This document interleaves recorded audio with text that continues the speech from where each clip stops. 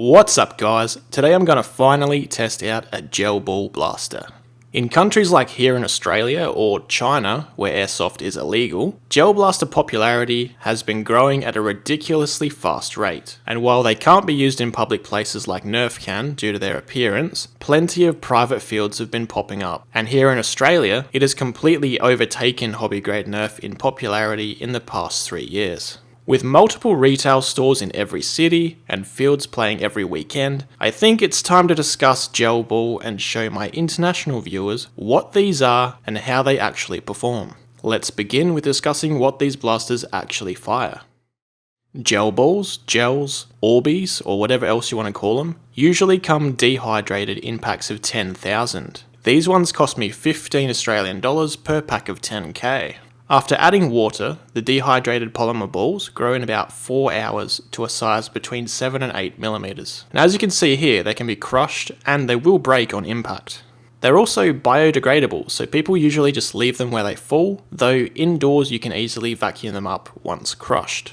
These particular gels from Alpha Kings weigh in at 0.2 grams each. Compared to a Nerf dart like this Worker Gen 3 we commonly use, Worker darts weigh 5 times more at 1 gram each.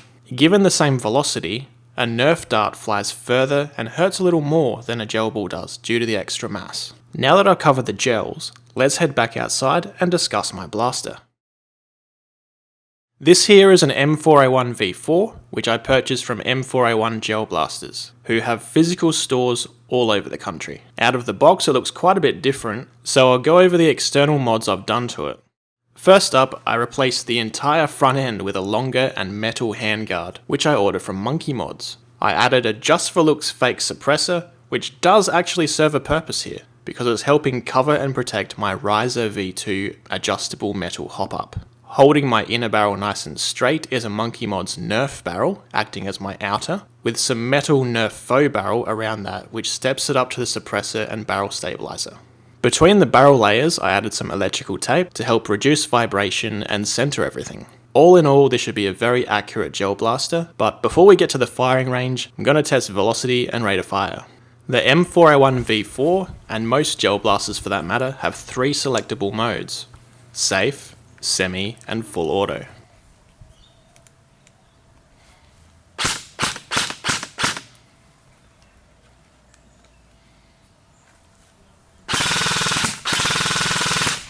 Magazines load from a door in the side and have a small motor at the bottom which feeds the gels up into the blaster. This mag holds about 200 gels, but you can get drum mags that hold upwards of 1,000 gels.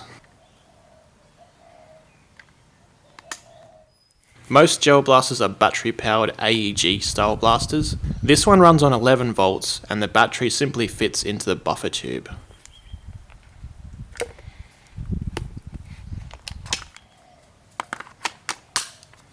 Now that the blaster is ready, let's head over to the Crony. I'm using this Crony today instead of the Caldwell because it can do rate of fire. First though, velocities on semi.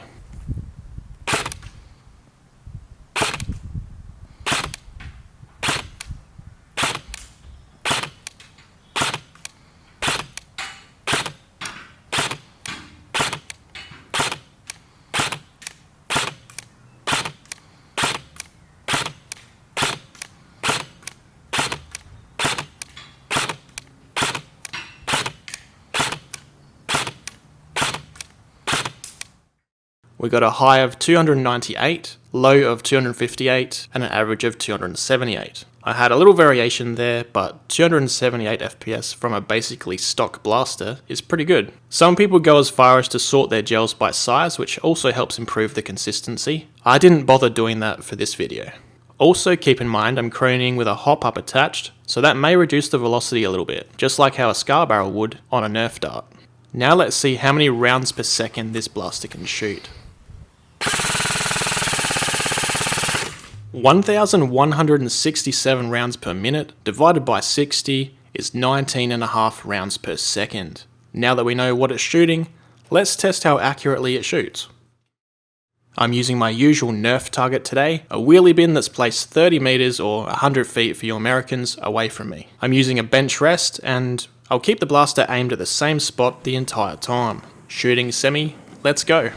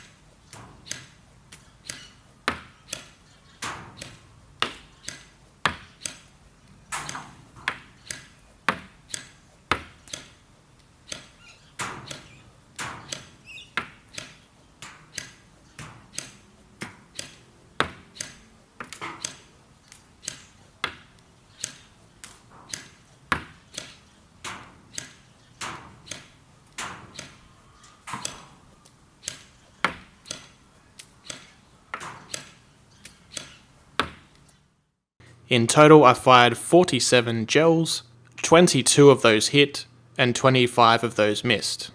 That's pretty damn close to a 50-50 chance to hit at 100 feet. Now, a good Nerf blaster should hit 100% of the time at this distance. But don't forget this thing can shoot full auto. So let's fire some short bursts and see if at least one gel from each burst hits.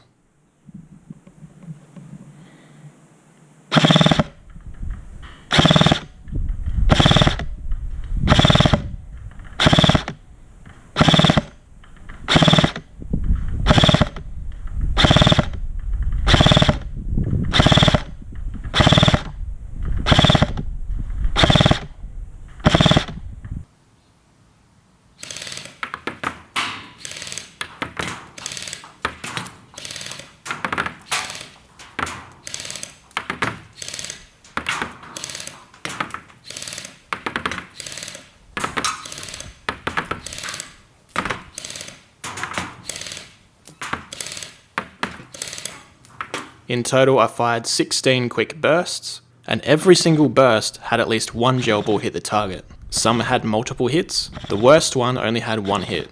I'd have to say that firing in bursts, gel blasters like this one could still benefit from a simple 1x red dot sight like I'm using here. The reason for that is it'll help center your grouping over the target. Even if some shots miss to the left and right, you're still centered over the target. And with a magazine holding so many gels, burst firing is definitely practical. Now, being a nerfer who plays mixed games with gel ball from time to time, I'll quickly give my thoughts on gel compared to nerf. A high-powered springer like a Caliburn, Longshot or Exus, with its much heavier 1-gram projectile and a rifled barrel, will definitely outrange gel blasters at the same velocity. And your single-shot accuracy would at least double that of a gel blaster. Within 100 feet though, a gel blaster's full auto fire would be a huge threat to you. Flywheel nerfers using something high-end like an FDL3, your accuracy and range would be comparable to a gel blaster, except your ammo capacity would be vastly inferior. Going forward, I plan to attend both kinds of events, and I'm really enjoying both of the hobbies. Let me know in the comments down below whether you'd like to see gel ball gameplay from time to time, or whether I should just stick to Nerf content on this channel. Don't forget to like, comment, subscribe if this video's been useful to you. Whether you despise gel ball as the enemy or whether you love it, I think it's important to know what they are and how they perform. As always, thanks for watching. See you next time.